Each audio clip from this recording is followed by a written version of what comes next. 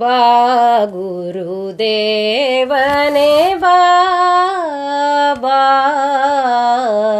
ಬಾ ಗುರುದೇವನೇ ಬಾ ಕಾಯುತ್ತಲಿರುತ್ತೀಹ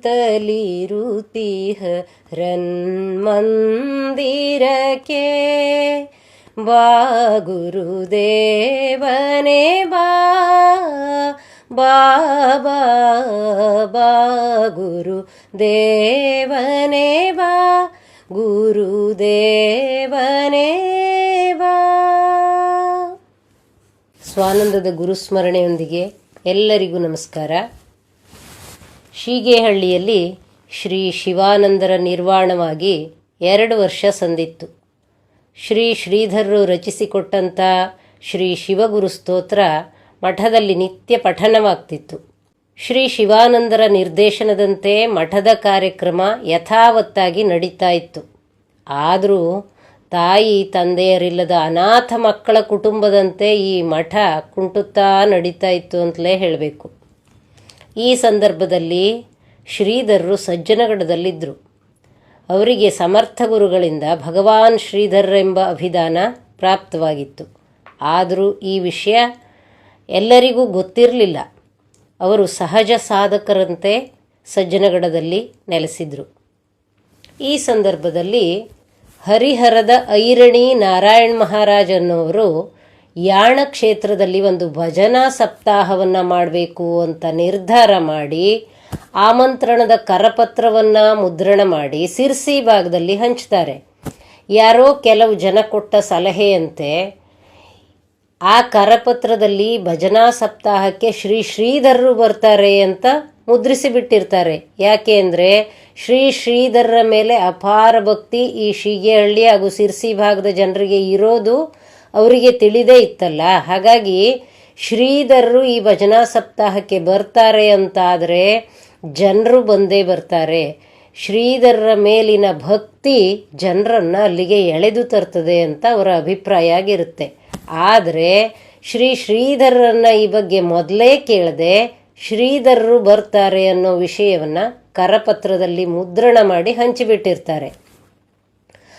ಆಮೇಲೆ ಶ್ರೀಧರರ ಭೇಟಿ ಮಾಡಿ ಈ ಬಗೆಗೆ ತಿಳಿಸಿ ಅವರನ್ನು ಕರ್ಕೊಂಡು ಬರೋದಕ್ಕಾಗಿ ಜನರನ್ನು ಸಜ್ಜನಗಡಕ್ಕೆ ಕಳಿಸ್ತಾರೆ.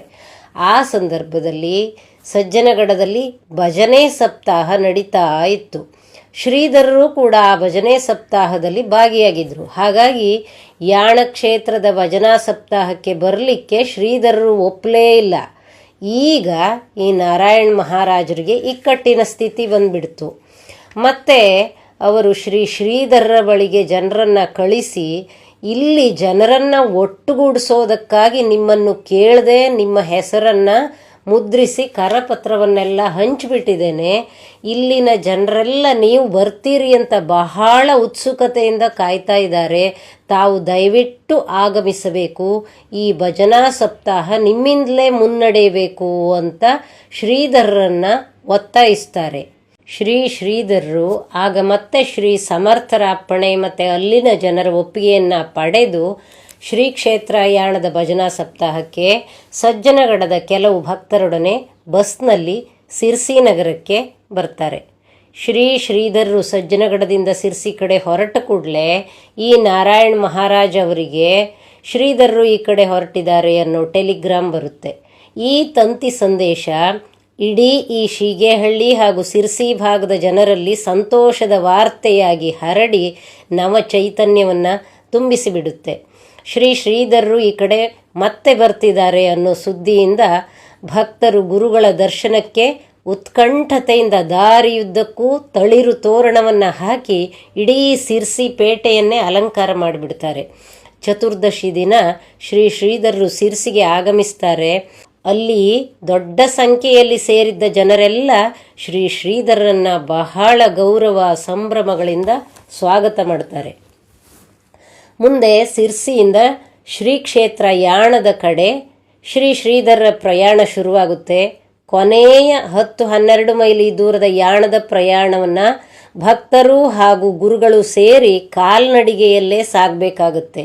ಮಳೆಗಾಲದ ದಿನದಲ್ಲಿ ಈ ಕೆಸರು ರಸ್ತೆಯಲ್ಲಿ ಸಾಗಬೇಕಾದಂಥ ಈ ದಾರಿಯಲ್ಲಿ ಶ್ರೀ ಗುರುಗಳು ಅಧ್ಯಾತ್ಮದ ವಿಷಯಗಳನ್ನು ಭಕ್ತರಿಗೆ ತಿಳಿಸಿಕೊಡ್ತಾ ಆ ದಾರಿಯ ಕಷ್ಟ ವಿಘ್ನ ಮತ್ತು ಅವುಗಳ ಪರಿಹಾರ ಎಲ್ಲವನ್ನು ಈ ಪ್ರಕೃತ ಸಂದರ್ಭಕ್ಕೆ ಹೋಲಿಸಿ ಹೇಳ್ತಾ ಯಾಣ ಕ್ಷೇತ್ರವನ್ನು ತಲುಪ್ತಾರೆ. ಈ ಯಾಣ ಕ್ಷೇತ್ರ ಪುರಾಣ ಪ್ರಸಿದ್ಧ ಭಸ್ಮಾಸುರನ ಸಂಹಾರವಾದಂಥ ಕ್ಷೇತ್ರ. ಭೈರವೇಶ್ವರ ಸ್ವಾಮಿ ಇಲ್ಲಿಯ ಮುಖ್ಯ ದೈವ. ಇದು ಕುಮಟಾ ತಾಲೂಕಿನಲ್ಲಿರುವಂಥ ಕ್ಷೇತ್ರ. ಸಿರ್ಸಿಯಿಂದ ಸುಮಾರು 25 ಕಿಲೋಮೀಟರ್ ದೂರ ನಿರ್ಜನ ನಿಬಿಡ ಕಾಡು ಪ್ರದೇಶದಲ್ಲಿರುವಂಥ ಈ ಕ್ಷೇತ್ರ ಅತ್ಯಂತ ಆಶ್ಚರ್ಯಕರವಾದ ಕಲ್ಲಿನ ಶಿಖರವುಳ್ಳ ಪ್ರದೇಶ. ಅಂಥ ನಿರ್ಜನ ವನದಲ್ಲಿ 1 ವಾರಗಳ ಕಾಲ ಭಜನಾ ಸಪ್ತಾಹ ಶ್ರೀ ಶ್ರೀಧರ ಗುರುಗಳ ಪ್ರವಚನಗಳು ಅದ್ಭುತವಾಗಿ ನಡೆಯುತ್ತೆ. ಅಪಾರ ಜನಸಾಗರ ಆ ಮಳೆಗಾಲದಲ್ಲೂ, ಅಂದರೆ ಅದು ಶ್ರಾವಣ ಮಾಸದಲ್ಲಿ ನಡೆದಿತ್ತಲ್ಲ, ಆ ಸಂದರ್ಭದಲ್ಲಿ ಯಾಣದಂಥ ಕಾಡಿನ ಪ್ರದೇಶದಲ್ಲಿ ತುಂಬ ಮಳೆ ಇರುತ್ತೆ ಅಲ್ವಾ. ಅಂಥ ಮಳೆಗಾಲದಲ್ಲಿ ಅಂಥ ರಸ್ತೆಯೇ ಇಲ್ಲದಂಥ ಆ ದಟ್ಟ ಕಾಡಿನಲ್ಲೂ ಕೂಡ ಅಲ್ಲಿ ಬಹಳ ಜನ ಸೇರಿರ್ತಾರೆ. ಇದಕ್ಕೆಲ್ಲ ಮುಖ್ಯ ಕಾರಣ ಅಂತಂದರೆ ಶ್ರೀ ಶ್ರೀಧರ ಗುರುಗಳ ಸೆಳೆತ. ಆ ಭಕ್ತಿ, ಜ್ಞಾನ, ವಿರಾಗದ ಉತ್ತುಂಗದ ಮೂರ್ತಿಯ ತೇಜಸ್ಸು, ಮಹಿಮೆ, ಕರುಣೆ, ಶಾಂತಿ, ವಾತ್ಸಲ್ಯವನ್ನುಂಡ ಈ ಭಕ್ತರಿಗೆ ಕಾಡು ನಾಡೆಂಬುದು ಇಲ್ಲ. ಗುರು ಮಹಿಮೆಯೊಂದೇ ಅವರ ಹೃದಯದಲ್ಲಿ ಸದಾ ಬೆಳಗುತ್ತಾ ದಾರಿ ತೋರಿಸುವಂಥದ್ದು. ಎಂಥ ಕಷ್ಟಗಳನ್ನು ದಾಟಿ ಗುರುವನ್ನು ಸೇರುವ ತುಡಿತ ಮನಸ್ಸಿನಲ್ಲಿ ನೆಲೆಯಾಗಿರುತ್ತೆ. ಇದೇ ನಿಜವಾದ ಗುರುಭಕ್ತಿ. ಹೀಗಾಗಿಯೇ ಅಲ್ಲಿ ಸಾವಿರಗಟ್ಟಲೆ ಜನ ಆ ಮಳೆಗಾಲದಲ್ಲೂ ಕೂಡ ಆ ಸಪ್ತಾಹಕ್ಕೆ ಸೇರಿರ್ತಾರೆ. ಶ್ರೀ ಶ್ರೀಧರರ ಈ ಯಾಣದ ಭೇಟಿಯ ಕಾಲಕ್ಕೆ ಶೀಗೇಹಳ್ಳಿ ಮಠದ ಮುಖ್ಯಸ್ಥರು ಅಲ್ಲಿಗೆ ಬರ್ತಾರೆ. ಬಂದು ಶೀಗೇಹಳ್ಳಿ ಮಠಕ್ಕೆ ಬರಬೇಕು ಅಂತ ಶ್ರೀ ಗುರುಗಳನ್ನು ವಿನಂತಿಸಿಕೊಳ್ತಾರೆ ಹಾಗೂ ಒತ್ತಾಯಿಸ್ತಾರೆ.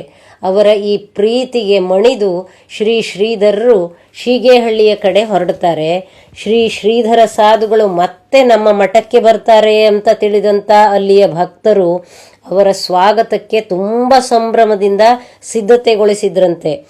ಮಠದಿಂದ 2 ಮೈಲಿ ದೂರದವರೆಗೆ ಜನಗಳು ಸಾಲುಗಟ್ಟಿ ನಿಂತು ಶ್ರೀಧರರನ್ನ ಅತ್ಯಂತ ಗೌರವಪೂರ್ವಕವಾಗಿ ಪ್ರೀತಿಯಿಂದ ಸ್ವಾಗತ ಮಾಡ್ತಾರೆ.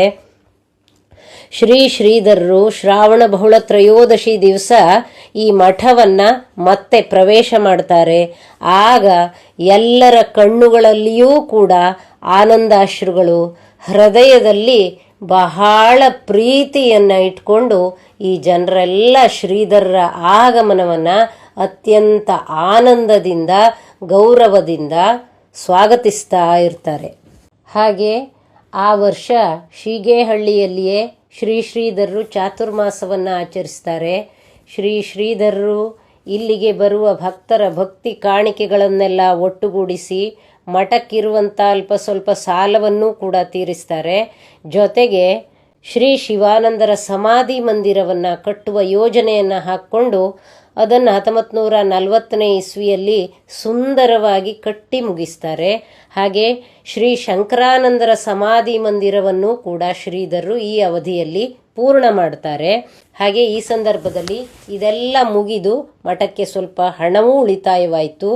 ಮತ್ತು ಶ್ರೀಧರರು ಸ್ವಾತ್ಮ ನಿರೂಪಣಾ ಗ್ರಂಥವನ್ನು ಇಲ್ಲಿ ಪೂರ್ಣಗೊಳಿಸ್ತಾರೆ. ಸಜ್ಜನಗಡದಲ್ಲಿ ಅದನ್ನು ಬರೆದಿದ್ರು. 150 ಶ್ಲೋಕ ಮಾತ್ರ ಆಗಿತ್ತು. ಇಲ್ಲಿ ಬಂದ ಮೇಲೆ ಅದನ್ನು 1000 ಶ್ಲೋಕಗಳಿಗೆ ವಿಸ್ತಾರ ಮಾಡ್ತಾರೆ. ಹಾಗೆ ವಿವೇಕೋದಯ ಅನ್ನುವಂತಹ ಗದ್ಯ ಗ್ರಂಥವನ್ನು ಕೂಡ ಶ್ರೀಧರರು ಇಲ್ಲಿ ಬರೀತಾರೆ. ಪ್ರಾತಸ್ಮರಣ ಮತ್ತು ಶಿವಗುರು ಸ್ತೋತ್ರ ಇವೆರಡನ್ನೂ ಕೂಡ ನಿತ್ಯದಲ್ಲಿ ಭಕ್ತರು ಶೀಗೇಹಳ್ಳಿ ಮಠದಲ್ಲಿ ಪಠಣ ಮಾಡ್ತಾ ಇದ್ರು. ಮತ್ತೆ ಮುಂದೇನಾಯಿತು ಅನ್ನೋದನ್ನು ಮುಂದಿನ ಸಂಚಿಕೆಯಲ್ಲಿ ನೋಡೋಣ. ನಮಸ್ಕಾರ. ತಿಮಿರವ ತೋರೆದು ಬೆಳಕನು ತೆರೆದು ಶಿವನನುಭಾವಕ್ಕೆ ಮನವನು ವಿರಚಿಸೆ ಶಿವನನುಭಾವಕ್ಕೆ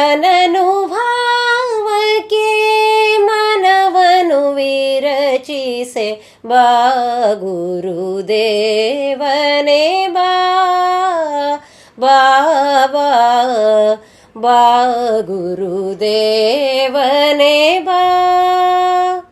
ಎತ್ತಲೋ ಅಲೆಯುವ ಚಿತ್ತದ ಭುವಿಯಲಿ ಬಿತ್ತಲೆಂದು ತವ ನಾಮವ ಶ್ರೀಧರ ಬಾ ಗುರುದೇವನೇ ಬಾ ಗುರುದೇವನೇ ಬಾ ಬಾ ಕಾಯುತ್ತಲಿರುತಿಹ ಹೃನ್ಮಂದಿರಕ್ಕೆ ಬಾ ಗುರುದೇವನೇ